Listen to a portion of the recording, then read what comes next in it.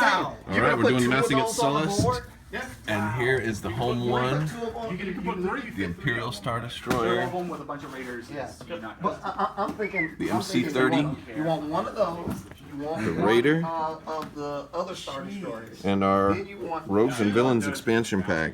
The victory is kind of going to be really Wave 2 is right here. We're at Paladin Game and Tech in Orlando, Florida.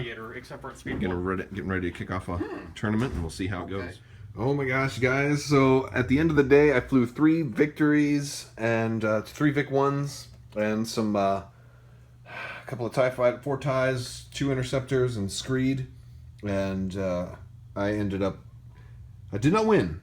I actually got 2nd place, but surprisingly enough, still ended up with the Imperial class Star Destroyer.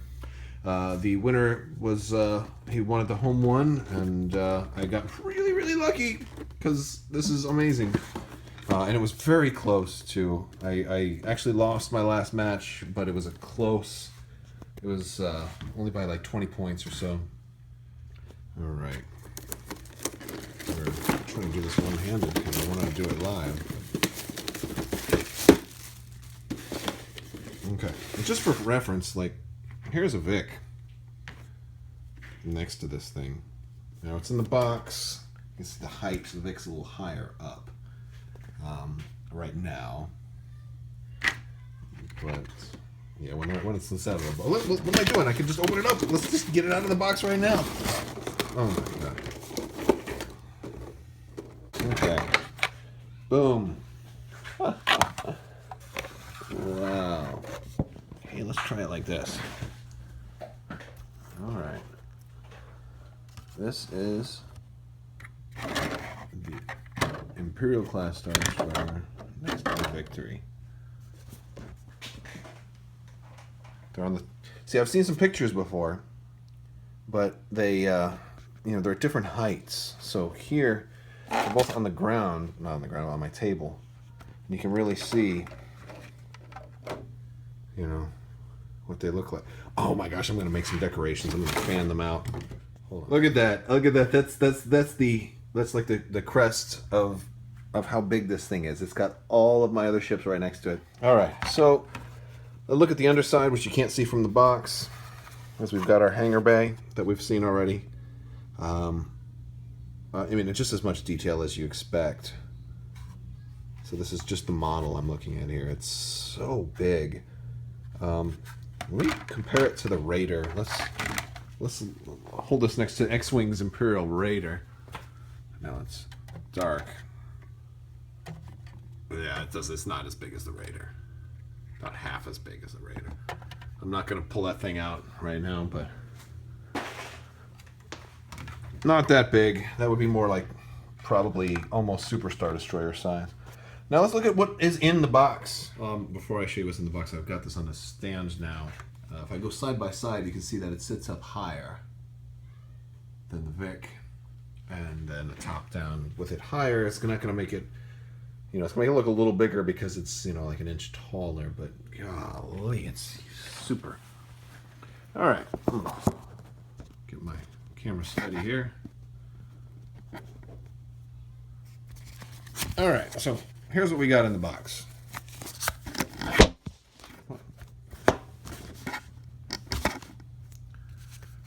Alright, so here's what we got in the box. We've got our Star Destroyer template. Pretty standard. Is big front arc like you would expect from the Vic, or from any Star Destroyer. And then the other side with all them blue dice. This thing is just a monster. Wow. Okay. And then we have our new action right there. I went with the rest of our cardboard. We've got number 10. I don't think there's any real surprises in all of this. So let's move on to the ship cards. Imperial 1 and Imperial 2. Our 1 has got black, blue, and red. And then our 2 is just blue and red. And then we're 3-3-4. And then the 2 anti-squadron, 11 hull. A black and blue anti-squadron, 3-4-4. Yeah, 3-4-4. They're both 3-4-4.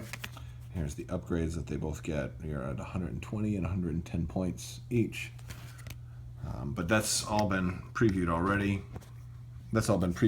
So let's look at our upgrades. So Darth Vader, 36 points while while a friendly ship is attacking a ship, it may spend 1 defense token to reroll any number of dice in its attack pool. And when you're rocking 1, 2, 3, 4, 5, 6, 7, 8 attack dice or more, that's a really nice upgrade to have.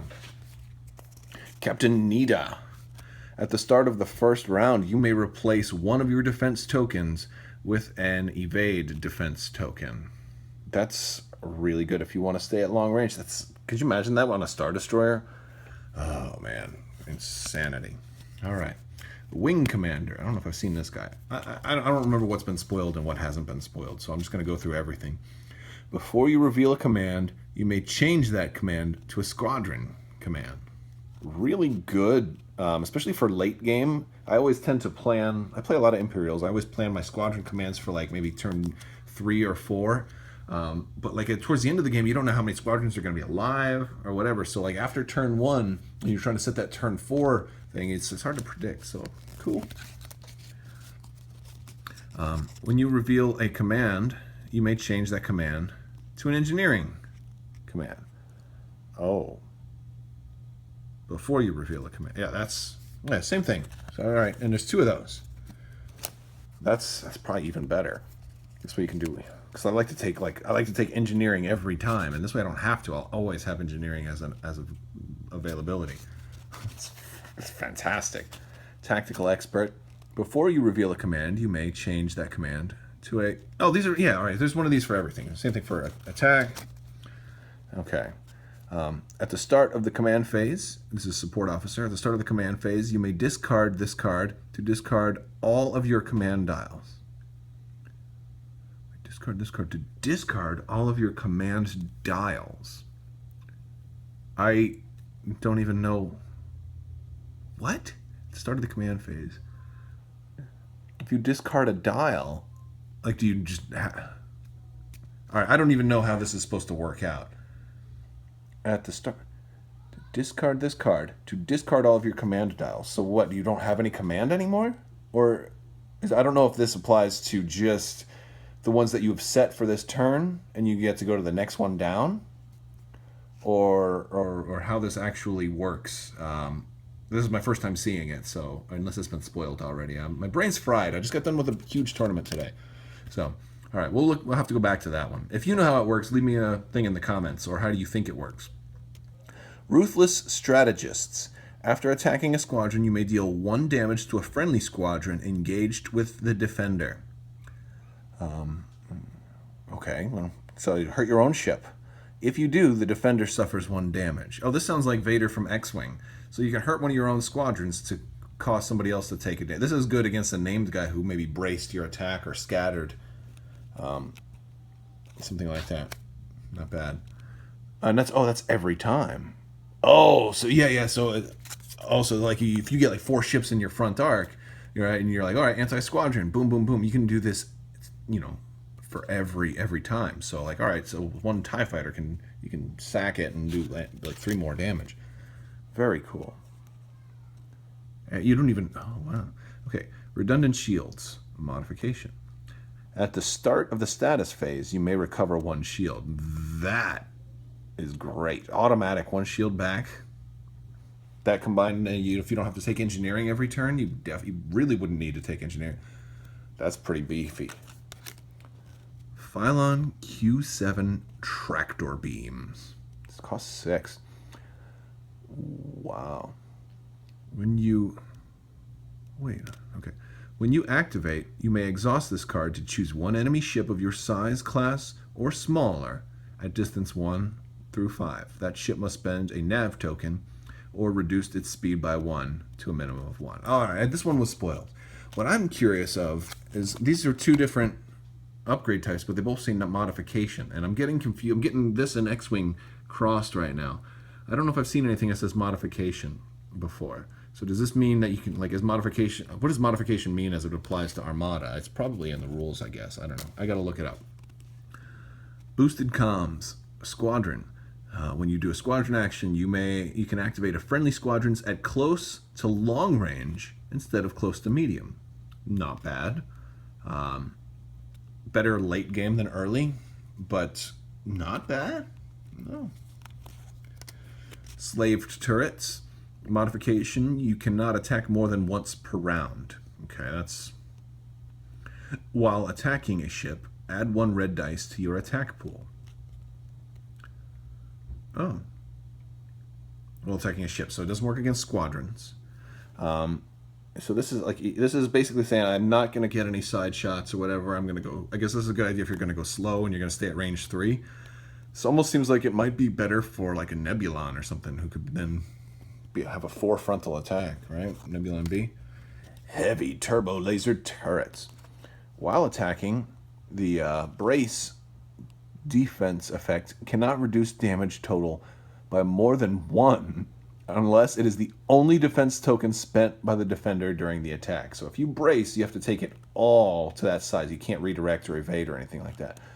If you spend anything else, you can't brace. Wow, that's great. Oh, I love that. NK7 ion cannons. With a blue crit ability, you may exhaust this card to force the defender to choose and discard 1 of his defense tokens. That's ridiculous. Wow, this is really good. This is really good. Except it's that, whatchamacallit, this symbol here, not all the ships. I don't know what these things are called. I don't know what not everybody has that, but that would be really good on like a Corellian Corvette. I don't think they can take it, though. Maybe they can. I have to look. I don't know off the top of my head. All right, now titles. Avenger. While attacking, the defender cannot spend exhausted defense tokens. That's huge. There's a lot of anti-defense token stuff here. Devastator. This is the ship that we see at the beginning of episode 4. Yeah. Yeah, look. Oh, he's chasing a little Corvette. Look at the art. He's chasing Tantu 4 right there. Once per round, while attacking from the front hull zone, you may add 1 blue die to your attack pool for each of your discarded defense tokens. So better late game. Yeah, the worse, the more you hurt me, the more damage I'm going to deal. And then Relentless. The total number of command dials that must be assigned to your ship during the command phase is reduced by 1. This is quite nice, and it's really cheap too. Only 3 points for a title. Real easy to fit that in there. And he's got a command of 3, so this basically means you can run an Imperial Star Destroyer as effectively as a Gladiator with only 2 command dials. Very cool. Like it. That's all of our stuff. Here, let's take a look at the little rules insert.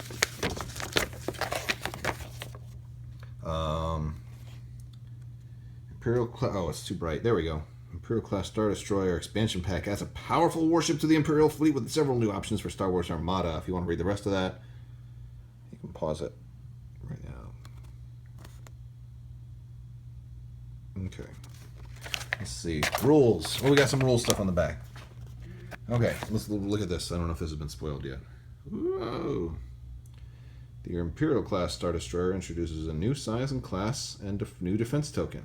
Large size. Imperial class Star Destroyer is a large ship identified by its large base. Large ships follow the same rules as small and medium ships, although some upgrades refer specifically to large ships. And then here is our new Contain. A ship can spend this defense token to prevent the attacker from resolving the standard critical effect. The attacker can still resolve a non-standard critical effect. Oh, great. So the freaking black crit assault concussion missiles or whatever. Yeah, you can still use those, which are worse, arguably. All right. So that is the Imperial Star Destroyer. All of its cards. I misspoke earlier. This was a Saturday tournament at Paladin Tech and Game. I said Paladin Game and Tech. Big thanks to them for having a awesome tournament on a Saturday, so we can. And there's other. I'm going to Sci-Fi City tomorrow for the Sunday tournament. So maybe I don't want to be so bold as to think I might win 2 things, but maybe I'll have something else. Who knows? All right. Thanks, guys. Thanks for watching. Peace.